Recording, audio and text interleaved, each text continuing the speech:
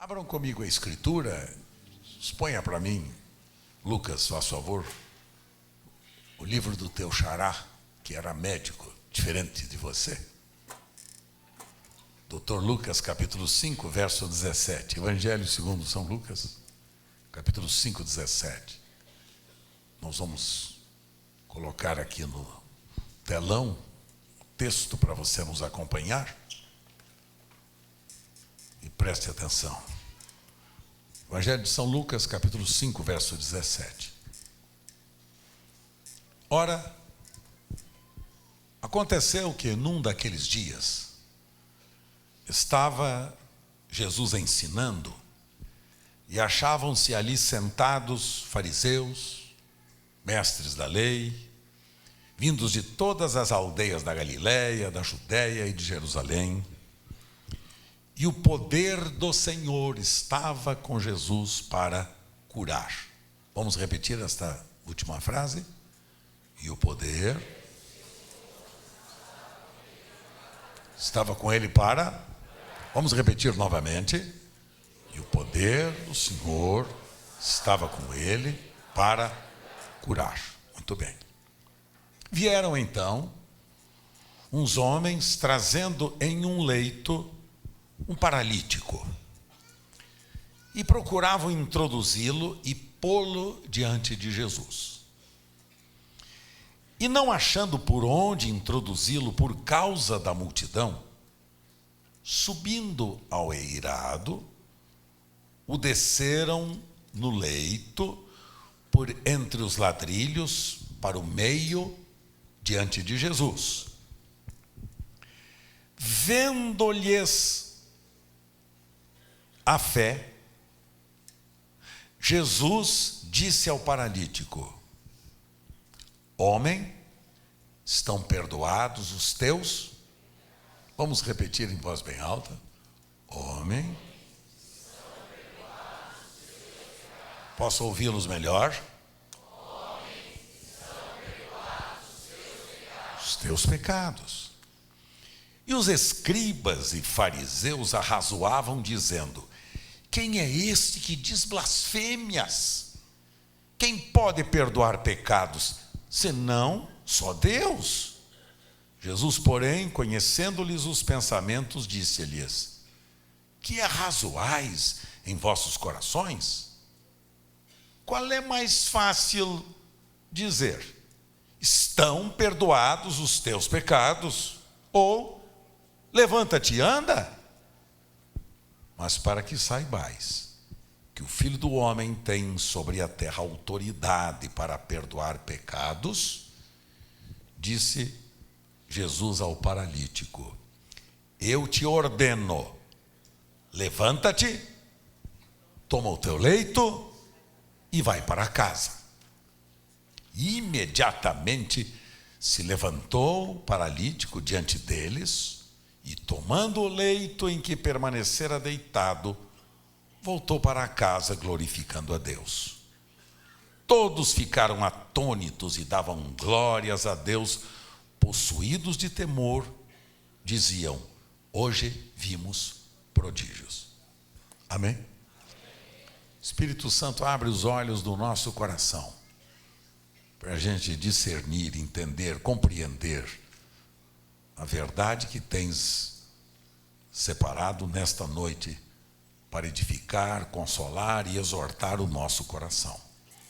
Mostra-nos as lições que temos aqui diante de nós, para que, aprendendo estas lições, ganhemos a capacidade de praticá-las, Senhor, pelo poder do Teu Espírito Santo que habita em nós.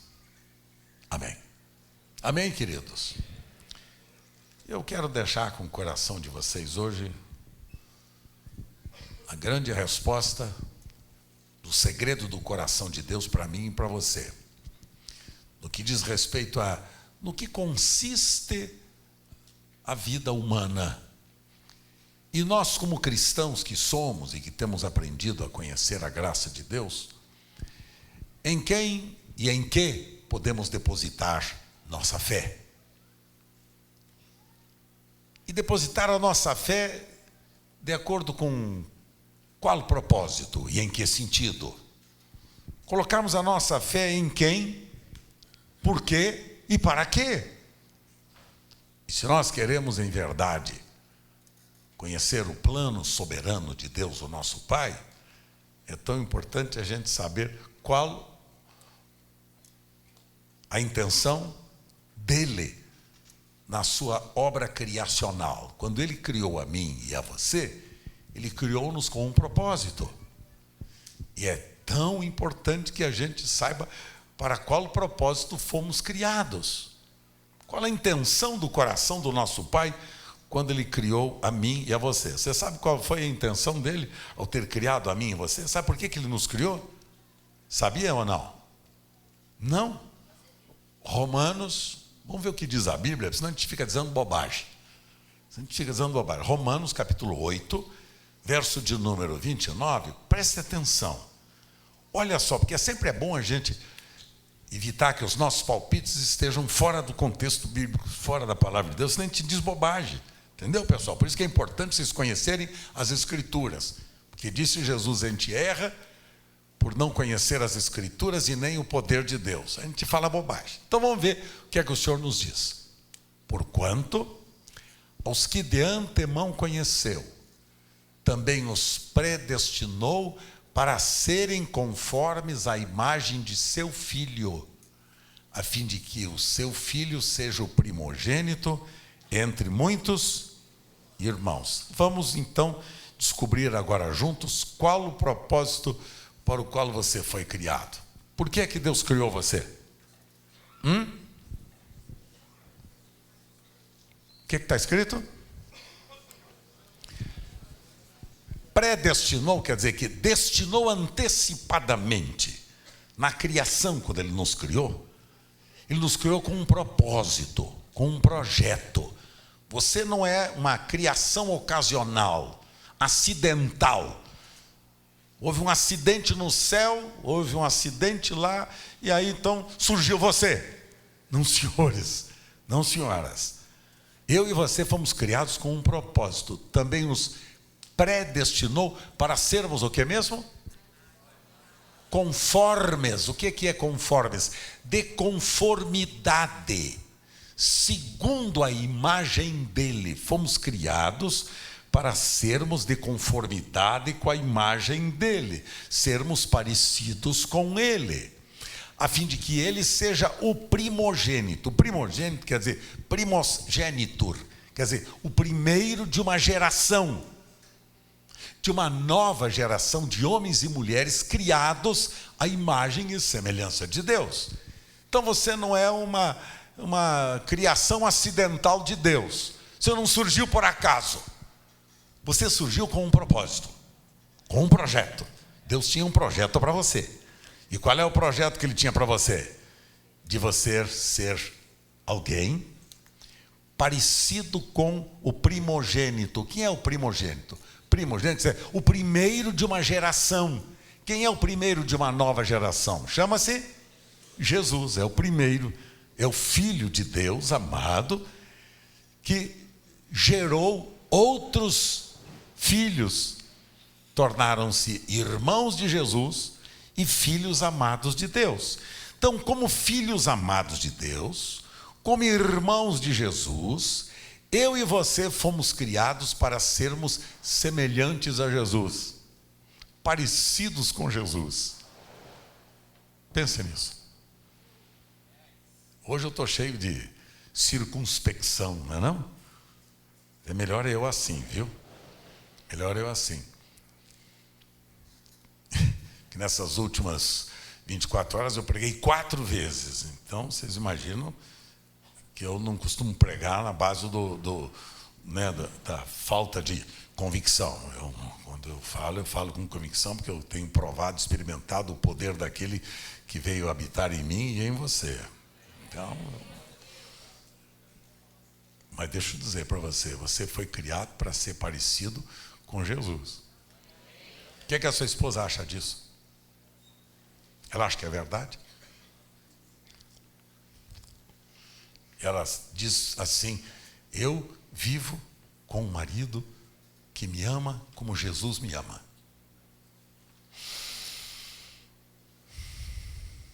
respirando fundo, né? E em relação a ela? O que o seu marido diz de você? Eu vivo com uma mulher santa, parecida com Jesus, que me ama como Jesus me ama. O que os seus pais dizem de você?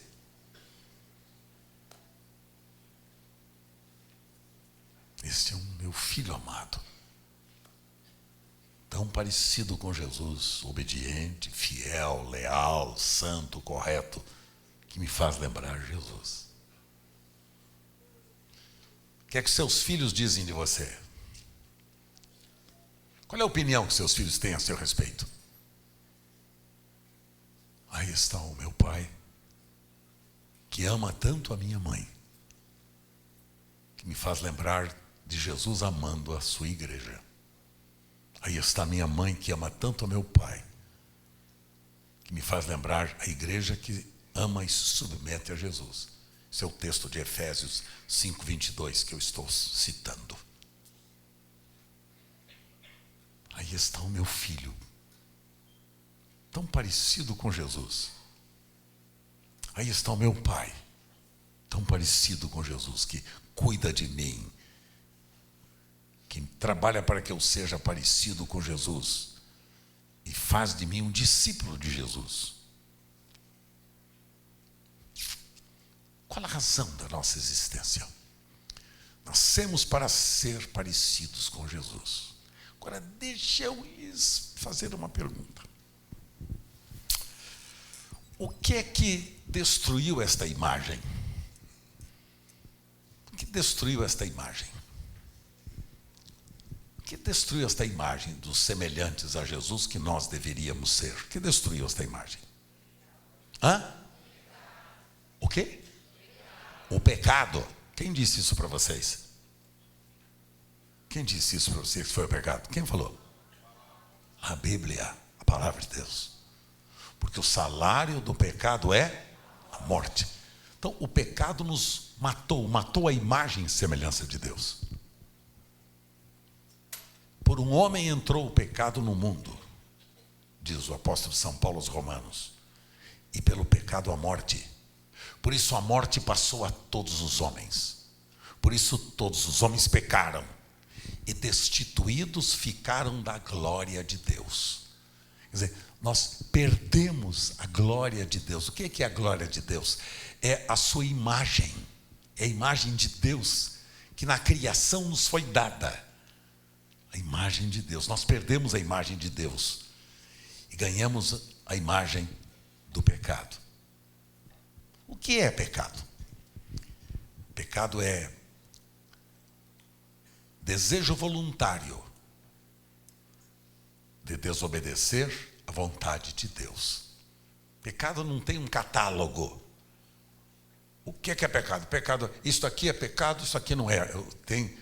Alguém pensou que eu era carimbador de pecados e perguntou para mim: pastor, é pecado fazer tais e tais e tais e tais coisas? Eu disse: não sei. Meu problema não é carimbar ninguém. Meu problema não é catalogar ninguém.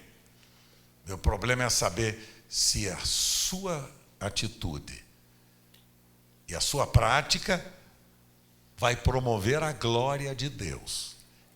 Glorificará e exaltará a Deus. Fará Deus ser conhecido e louvado por causa da sua atitude. Porque se por acaso não glorifica a Deus, não promove honra a Deus, é pecado. Tudo aquilo que não promove honra a Deus é pecado. Então não tem um catálogo. Não tem uma lista de proibições e uma lista de permissões. Porque a gente gosta disso, né? De saber, que aí fica mais fácil. A gente não precisa conhecer a Deus para saber o que agrada a Deus e o que desagrada. Então, por causa do pecado, perdemos a imagem e a semelhança de Deus, porque fomos criados para isso. Agora, o que isto tem a ver com o texto que o senhor acabou de ler, pastor? puxa, o senhor acabou de ler aqui de um paralítico, como é que é um negócio e o senhor está falando sobre o pecado? Como é que funciona esse negócio? Qual é o sentido? Sabe, por causa do pecado, nós então nos tornamos suscetíveis às enfermidades, às doenças de toda sorte. Temos as doenças psicossomáticas, as doenças da alma, das nossas emoções. Estas doenças psicossomáticas, elas geram todos os males do nosso organismo. Angústia, ansiedade, depressões, medo. Essas experiências, todos esses sentimentos, todos geram enfermidades. Enfermidades que manifestam-se no nosso organismo.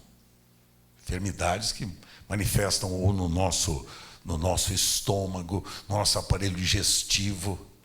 Ansiedade geram doenças no aparelho digestivo. Tensões, ira, rancor, ódio. Esses sentimentos todos geram doenças no nosso organismo. Enfraquecem o nosso organismo e nós nos tornamos suscetíveis a toda a sorte de debilidades. Portanto, o que gera a doença? O que gera a doença? Gera a doença é o vírus que apareceu por aí, é a bactéria que está no ar, é o desgaste do organismo. Isto também gera doenças, sem dúvida alguma. Mas não é dessa doença que estou lhes falando. Estou lhes falando de uma doença que é motivada pela desobediência e rebelião à vontade soberana de Deus. Porque quando nós escolhemos o caminho da desobediência e da desonra a Deus, nós nos tornamos suscetíveis a toda a sorte de ataques do inferno. Portanto, o apóstolo São Paulo diz assim: não deis lugar ao diabo. O que é que dá lugar ao diabo? Ressentimento, amargura, ódio e outros sentimentos mais. Abrem espaço para que o diabo possa lançar seus dardos inflamados, diz a Escritura, suas setas malignas. Ele sabe a área da sua vida que está suscetível e ele pode atacar você. A gente fica tão impressionado com cura e libertação, e a gente busca cura e libertação desesperadamente. A gente quer ser curado de enfermidades quando tem qualquer enfermidade, e recorre a toda sorte de recursos médicos, científicos, para resolver o problema da nossa enfermidade. E muitas vezes nós não conseguimos descobrir a origem e às vezes nem sabemos como resolvê-las. Você sabia, por exemplo, que uma traição conjugal, marido que trai a sua esposa, ou uma mulher que trai seu marido, você sabia que produz uma ferida tão profunda na alma, que é como se fosse uma carta, sabe uma carta que leva um selo? A traição é como você puxar o selo da carta. O que acontece com a carta? Ela rasga. Se você conseguir tirar o selo, ela continua, ela tirou aquela película do papel e nunca mais conserta. Vocês sabiam que a grande causa de câncer no útero feminino é provocado por sentimento de traição? Vocês sabiam disso? Eu não sou médico, não. Meu filho que é médico, eu não. Vocês sabiam? Eu estava lendo alguns. Tem até uma lista, pena que eu não trouxe para vocês hoje a lista, para ler para vocês. Na próxima vez eu vou trazer. uma lista de enfermidades da alma, psicossomáticas, que geram doenças no organismo. Você sabia que a amargura gera problemas de artrite, reumatismo, amargura. E tem pessoas umas amarguradas com as outras. Amarguradas. Filhos amargurados com os pais. Pais amargurados com os filhos que os abandonaram. Amargura gerada por decepções tão profundas, traições, temores, medo, desespero, angústia, porque abre espaço para debilidade do organismo, toda essa sorte de reações. Quando eu li para vocês esse quadro, do texto do Evangelho, eu quis lembrá-los nesta noite o grande problema vivido por um homem, que diz aqui a Escritura, era um paralítico, vivendo e experimentando uma deficiência física profunda. Ele era paralítico, diz a Escritura, impossibilitado naturalmente de locomover-se. Ele fora introduzido e colocado na presença de Jesus, foi colocado por cima do telhado, do eirado, como diz a Escritura, porque a casa estava superlotada, muita gente, dificuldade de entrar com ele, que não podia locomover-se. Então, os amigos daquele homem o colocaram com aquela cama e tudo, colocaram justamente na presença de Jesus, conseguiram abrir em cima o telhado e colocar na presença de Jesus aquele homem, para que, enfim, aquele homem experimentasse a maior vitória, conquista que ele naturalmente desejava naquele momento da sua existência, que era a sua cura física.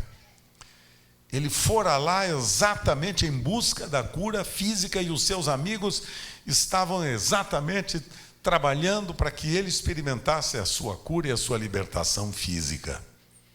Agora, veja, o verso 20 que li para vocês, diz assim, que Jesus viu a fé deles, dos que trouxeram o paralítico. Não viu a fé do paralítico. O paralítico não tinha fé nenhuma. Quem tinha fé eram os amigos dele. Por isso, se alguns amigos trouxeram você aqui hoje, seja bem-vindo. Dá um abraço no seu amigo e agradece ao seu amigo pela fé dele, porque você não tem fé nenhuma. Foi ele que naturalmente teve fé, que você hoje experimentaria um milagre da parte do Pai Celestial. É verdade ou não é? Dá um toque no seu amigo e fala: "Obrigadão, hein, Manu? Valeu, hein? Valeu você ter se interessado por mim." Jesus viu a fé de quem? Dos amigos dele. Que o cara não tinha fé nenhuma, está entendendo? Eu vou me levar lá, eu estou aí, não consigo me movimentar, paralisado. Eu vou lá, porque os amigos disseram que lá é bom. E o cara, quando está doente, qualquer coisa serve, né? Macumba, espiritismo, passe, pai de santo, seja o que for, que leve a breca. Não é verdade? Que der, já que vai resolver, qualquer coisa serve, até formicida. Jesus viu a fé de quem? Dos amigos. Os amigos dele. Você agradeceu já o seu amigo? Né? Tá, fez bem. Agora veja, Jesus viu a fé dos seus amigos e disse ao paralítico: o que é que o paralítico queria? Ele queria ser curado. Tá bom. O que é que Jesus disse para ele? Filho, perdoados são os teus pecados. Jesus não poderia ter já resolvido o problema e curado o paralítico? Mas por que ele não curou o paralítico? De pronto, Jesus disse: perdoados são os teus pecados. Por quê? Porque Jesus sabia que o problema daquele paralítico maior era o pecado. Talvez o pecado que o deixasse paralítico. Talvez o pecado que estivesse deixando-o paralisado, impedido de locomover-se, de movimentar-se. Deixa eu trazer isto para o plano experimental da vida. Vocês sabiam que muita gente está paralisado? Não consegue se movimentar, andar. Primeiro, andar em Deus. Este é o grande problema, por causa do pecado. Não consegue amar a sua esposa, por causa do pecado. Não consegue ser fiel e leal ao seu marido, por causa do pecado. Não consegue se relacionar bem com as pessoas, por causa do pecado. Não consegue abandonar a mentira, por causa do pecado. Não consegue abandonar, porque está paralisado. O diabo paralisou-o. Por isso que a Escritura diz que o pecado mata. O pecado é coisa séria. O salário do pecado é a morte.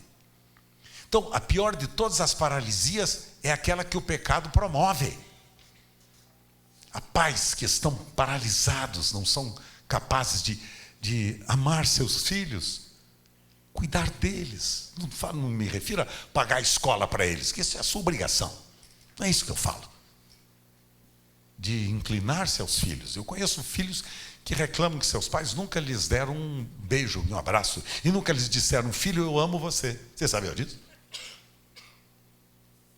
Quando eu dei um abraço e um beijo, um tempo atrás, um senhor diretor da TV Tarobá, lá do Paraná, estava pregando em Londrina, que eu dei um abraço nele, dei um beijo, como nós costumamos fazer.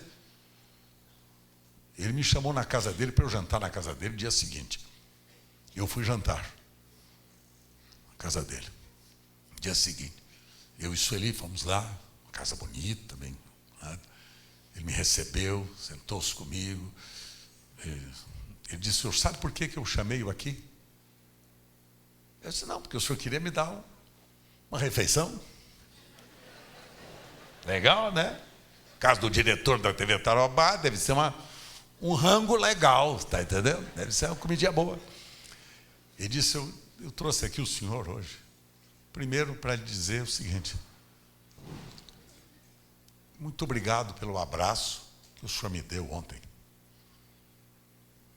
A esposa dele o havia levado até a comunidade que nós temos em Londrina, havia levado. Ele disse: a minha esposa me levou. E quando eu fui saindo, o senhor me deu um abraço e um beijo. E o senhor me disse: eu amo você, como eu sempre costumo dizer. Né? Ele disse: o senhor não sabe o que isso provocou em mim. Eu falei: vou apanhar desse cara.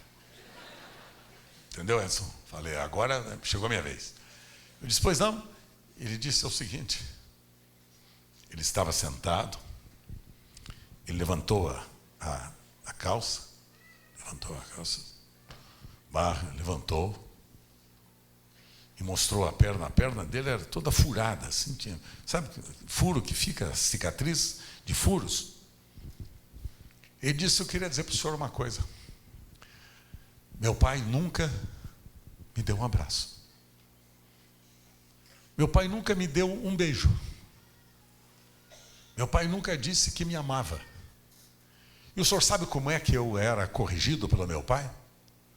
Eu apanhava com arame farpado. Levantou a perna e mostrou os furos da perna.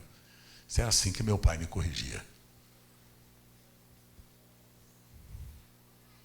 Um abraço, um beijo e um gesto de gentileza, educação e amor. Quebrantou o coração de um homem. Ele e toda a sua família se converteram. Eles moram hoje em Foz do Iguaçu. Gente preciosa e querida. Os dois filhos são dentistas e moram em Curitiba. Hoje, na época, eram pequenos, crianças. Aquele homem nunca esqueceu de mim.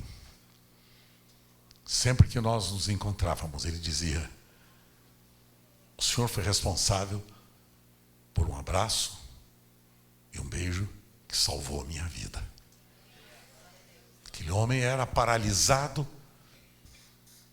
pelo rancor, pelo ressentimento de um pai que nunca o havia abraçado e beijado, de um pai que nunca havia lhe dito: amo você. Que paralisia é esta dos maridos que não são capazes de inclinar-se à esposa e dizer-lhe que são apaixonados por elas, não no ato sexual, porque no ato sexual diz qualquer coisa. Carnalidade absoluta e plena, sem nenhuma humanidade sadia e santa. Quantos maridos ofendem e magoam suas esposas e hoje elas estão paralisadas e eles paralíticos incapazes de aproximar-se. Pais paralisados, mães paralisadas, filhos, amigos que tornaram-se inimigos. O salário do pecado é a morte, separação. Quanta gente paralisada, não consegue fazer o bem, não consegue praticar a justiça, não consegue viver em santidade, não consegue se inclinar para o órfão, para a viúva, para o pobre, para o necessitado. Filhos queridos, este é um mundo nosso, mundo paralítico, mundo aleijado, que está cada vez pior nos nossos dias. Este é o mundo que nós vivemos nele nos nossos dias. O mundo dos aleijados. Gente atrofiada, paralisada, paralítica, doente. Aquele homem simboliza muito bem o quadro do mundo que nós vivemos. Um homem paralítico, sem ter condição de aproximar-se de Jesus, e que foi trazido a Jesus pelos seus amigos que o amaram e que lhe ofereciam uma oportunidade para ele ser libertado. E Jesus mostrou para aquele homem que o problema maior da vida dele não era ele ser aleijado, era o pecado que ele mantinha no seu coração. Pecado é desobediência voluntária, contumaz, contra toda a vontade de Deus. Isso é pecado. Desobediência voluntária e contumaz, contra toda a vontade de Deus. Pecado é eu destruir a imagem e a semelhança que meu Pai me deu na criação, no texto que nós lemos hoje à noite, de Romanos 8, 29. Pecado é destruir a imagem de Deus. A imagem que você foi criada. A imagem de amor, de serviço, de doação, de entrega para a qual eu e você fomos criados. Daí, o mundo paralítico. Daí a maior doença daquele homem, que não era a paralisia era a consequência. Paralisia é o resultado. Ele estava paralítico por causa do maior problema da vida dele, que chamava-se pecado. Às vezes a gente fica tão preocupado, né, em resolver o problema físico. Estou com dor na coluna, estou com dor no quadril, estou com dor de cabeça, estou com tal e tal enfermidade. Ótimo, isso é legítimo. Agora, o grande problema não é a dor que você está sentindo. O grande problema é a causa geradora desta dor, que por vezes tem um nome: pecado. E Jesus disse para aquele homem: filho querido, perdoados são os teus. Ponha no Salmo 103 para mim.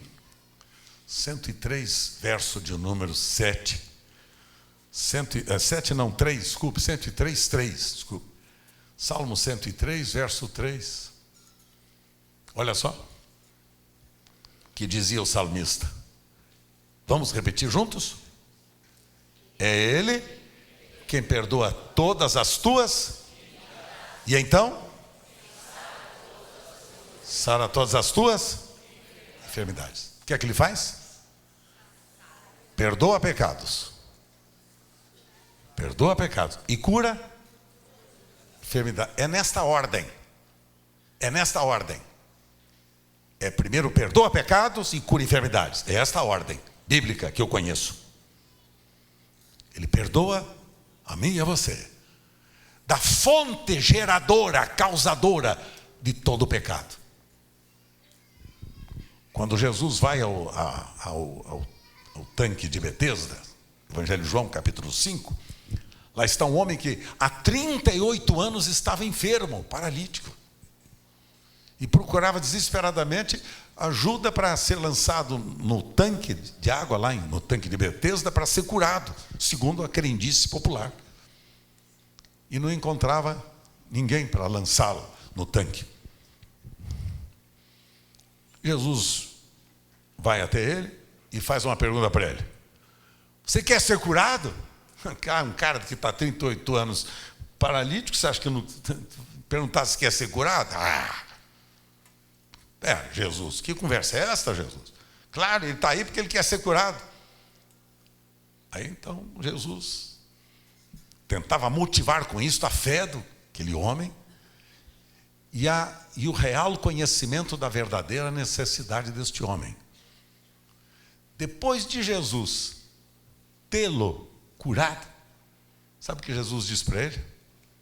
Sabe você qual é a causa desse seu problema?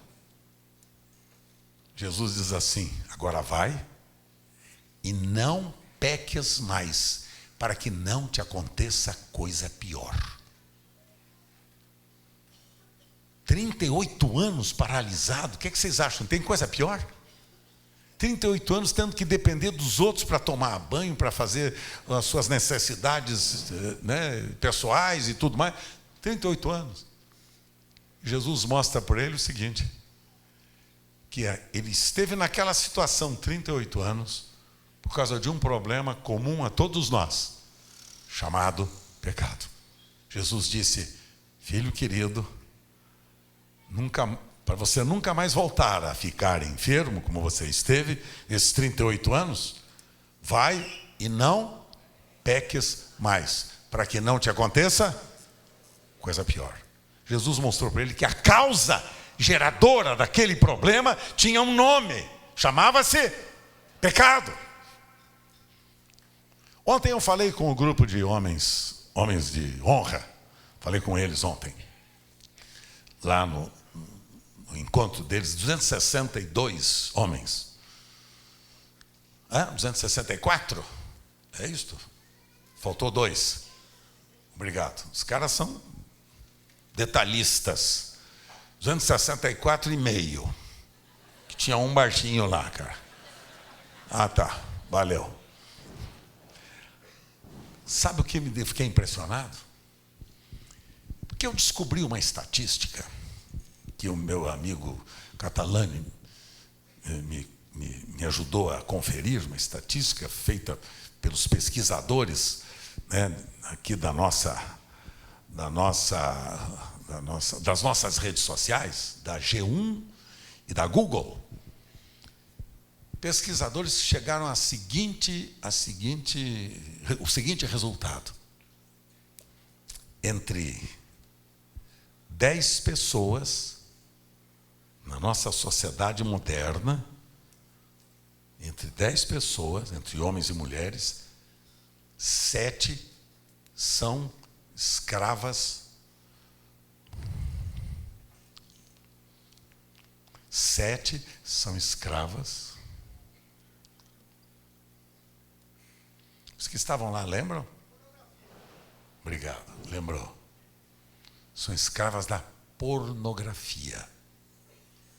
Isto quer dizer que entre 10 pessoas que estão aqui hoje à noite, 7 estão envolvidas com pornografia.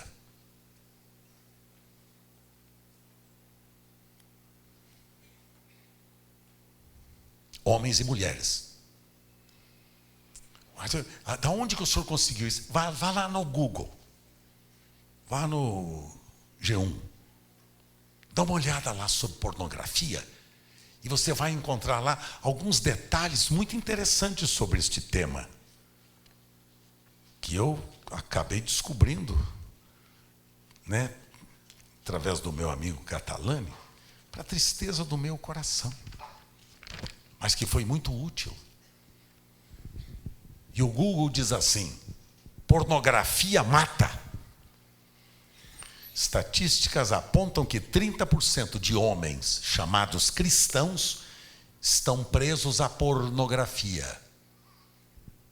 Isso quer dizer que 30% deste auditório aqui hoje à noite está envolvido com pornografia.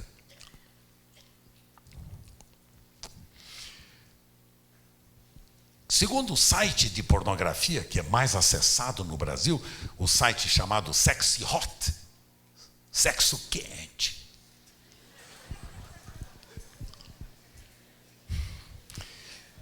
Segundo esse site, 22 milhões de brasileiros, homens e mulheres, admitem consumir pornografia regularmente.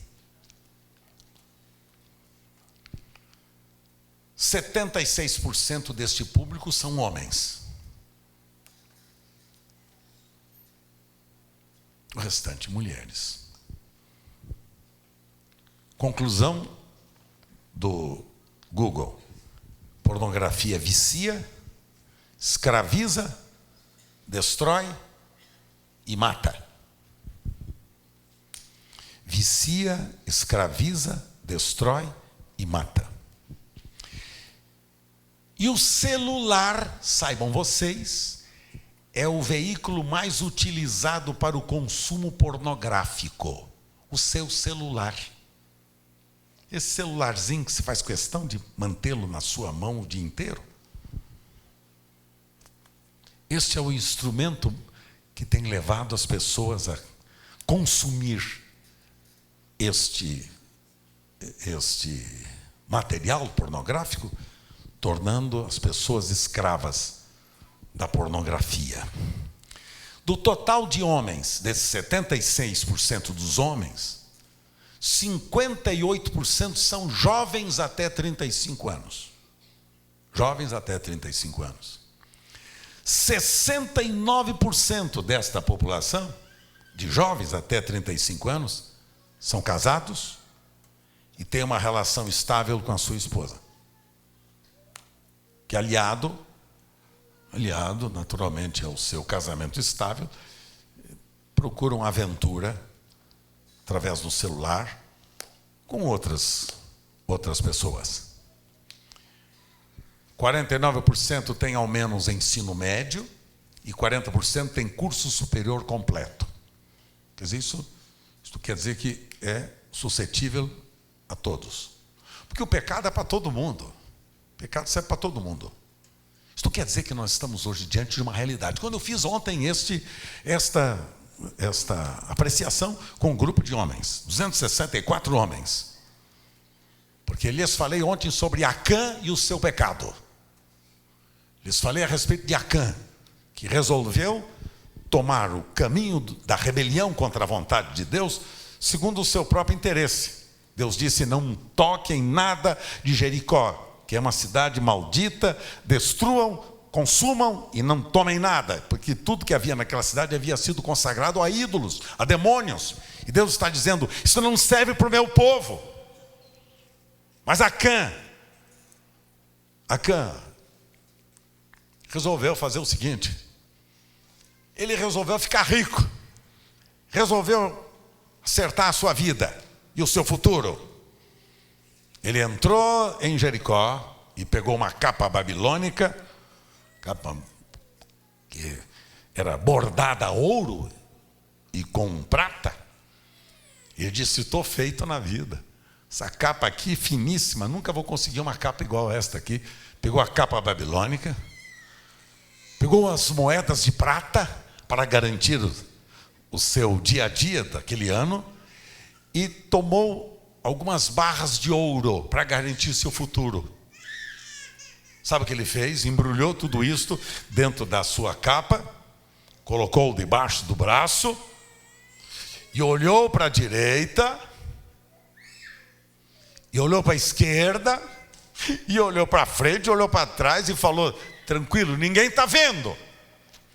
Minha esposa não viu. Meus filhos não viram. Josué não viu. Meus pastores não viram. Meus líderes não viram. Ninguém viu. Ninguém viu. Maravilha. Estou feito. Pegou tudo, levou para a sua casa. Abriu um buraco lá no centro da sua casa, era uma tenda, abriu, enterrou tudo e falou: isso aqui para depois que a gente for embora daqui, eu volto, pego, ponho no meu camelo e levo embora. E ninguém viu. E ele imaginou o seguinte: estava resolvido o seu problema do futuro. Deus disse: não tome nada maldito. Não tome. Isto é consagrado a ídolos e a demônios. Não faz parte da sua vida. Você é povo santo de Deus. Não tome. Ele tomou.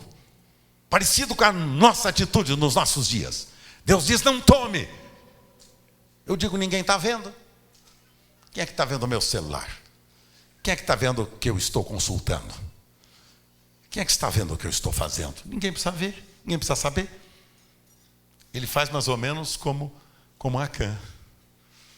Depois de ter tomado tudo, colocou, embrulhou todos os seus pertences e saiu cantando. Você sabia o que ele saiu cantando? Ninguém viu, ninguém viu, ninguém viu. Ninguém viu, ninguém viu, ninguém viu. Fiquei rico, estou rico e rico. Realizado na vida. Querem compor esse cântico? Ninguém viu. Saiu cantando. Olhou para frente, ninguém viu. Para trás, ninguém viu. Para o lado, ninguém viu. Para a esquerda, ninguém viu. Aonde ele esqueceu de olhar? Para cima. Aquele a quem ele vai ter que dar contas da sua vida um dia. Como eu e você. Pensamos que ninguém está vendo. Deus está vendo você. O Espírito Santo está vendo você. Ele está vendo você. Não há nada oculto aos olhos de Deus, quero dizer para vocês. Porque por todas estas nossas obras vamos ser um dia chamados diante do Senhor para Ele prestar contas. Diz a Escritura. Mas ninguém está vendo. E sabe o que aconteceu? Sabe o que aconteceu? Israel, o povo de Israel, que havia vencido Jericó, saiu agora para uma cidade pequena, uma cidade talvez de 30 mil habitantes, que Deus disse: para entrar na terra de Canaã, vocês precisam tirar esses inimigos idólatras desta terra. Aí Josué viu uma terra, uma cidade chamada Ai, e viu uma terra com talvez 20, 30 mil habitantes. Ele pegou lá os seus soldados, 3.000 soldados, e enviou, porque ele havia vencido Jericó, as muralhas haviam caído. Ele disse: tiramos de letra. Vai só 3.000 soldados. Cidade pequena de Ai, não vai ter problema. E sabe o que aconteceu? Aquela cidade pequena de Ai, quando o exército de Israel entrou, aquela cidade pequena se levantou contra Israel e 36 soldados de Israel morreram. 36 mulheres ficaram viúvas. 36 famílias ficaram sem seu pai. Sabe por quê? A resposta de Deus no texto de Josué capítulo 7. Israel pecou. Sabe quem tinha pecado? Não era um homem, Acã, Israel. Porque quando um de vocês desonra a Deus, você expõe a sua família. Você destrói seu lar. Você destrói seus filhos. Você aniquila a sua casa. Porque o pecado tem este efeito. Ele rouba, destrói e mata.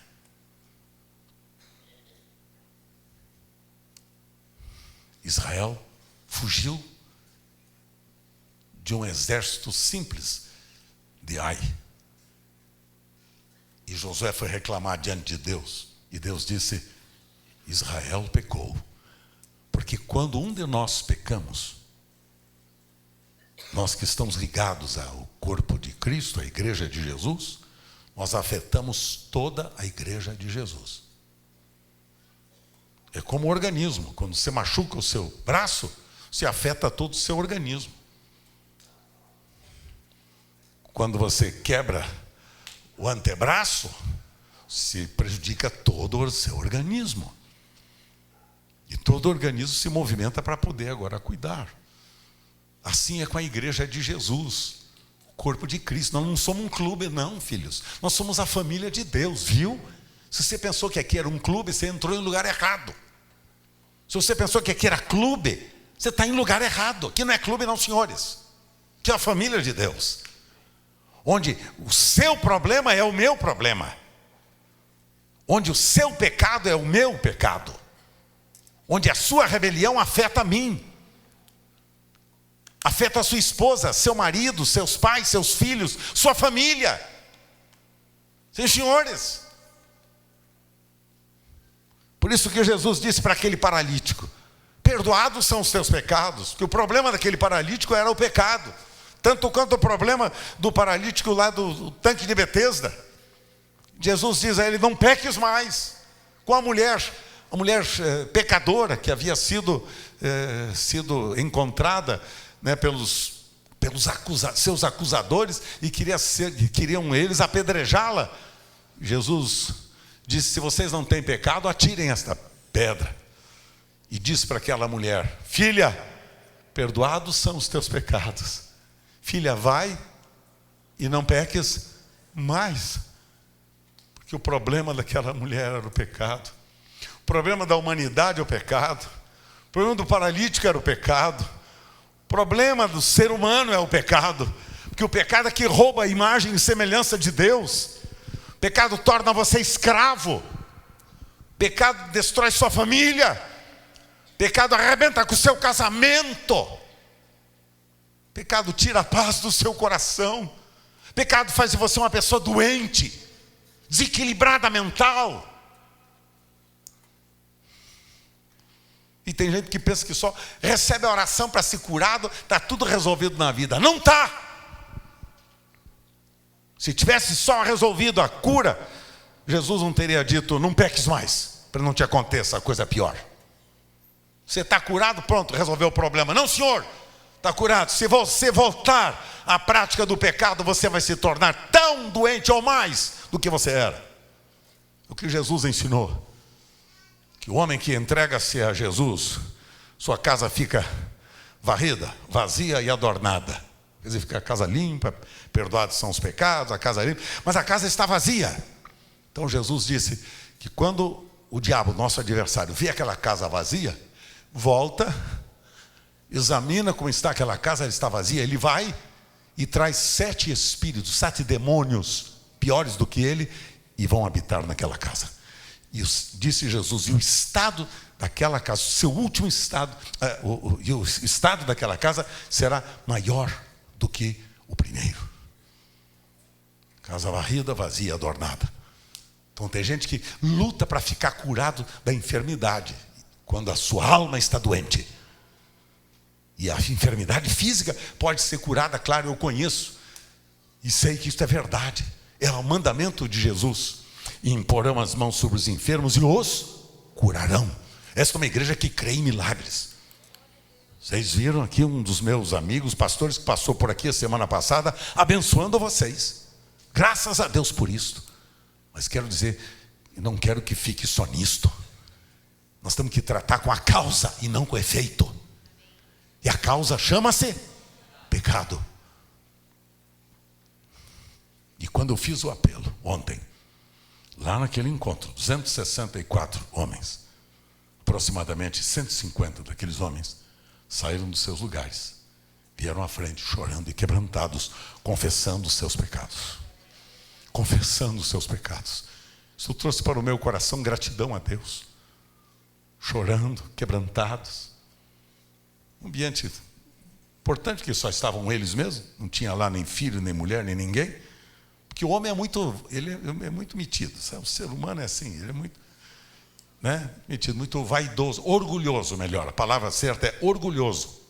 Ele não quer mostrar fraqueza para ninguém. Mas o ambiente ontem foi legal, que não tinha nem mulher, nem filho, ninguém. Só tinha o pastor Carlos Alberto. E mais do que o Carlos Alberto, tinha o Espírito Santo. E a palavra de Deus. E a poderosa presença de Jesus. É isto que me garantiu. Quero dizer para vocês que aqueles mais de 150 homens que ontem renderam-se a Jesus, todos eles confessando a sua dependência da pornografia. Como eu sei que nesta noite nós temos casos aqui. Casos aqui. Pasmem vocês, mas nós temos. Como Acã. Ninguém viu, ninguém está vendo. Eu estou fazendo o que eu acho que eu tenho que fazer, não afeta ninguém. Sou eu e a pornografia, eu vou cuidar da minha vida e ponto final, e não preciso dar satisfação para ninguém. Minha esposa não está vendo, meu marido não está vendo, meus filhos não estão vendo, meus pais não veem, então eu vou continuar a minha vida do jeito que eu acho. Queres ser curado? Queres ser curado? Queres ficar livre desta paralisia? Porque é por causa disso que você está paralisado, você não consegue ter vida de oração, você não consegue ler as Escrituras, você não consegue amar a Deus, você não consegue servir a Deus, você não consegue dedicar a sua vida a Jesus, você não consegue. Você é um mero espectador. A grande façanha da sua vida é você frequentar as reuniões dominicais quando lhe dá na cabeça.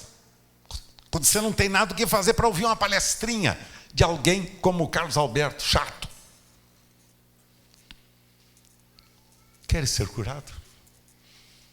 Acã destruiu a família dele, seu casamento, 36 outras famílias foram afetadas pelo seu pecado, e ele agora é morto, ele e toda a sua casa, toda a sua família, é morto para que a justiça fosse feita.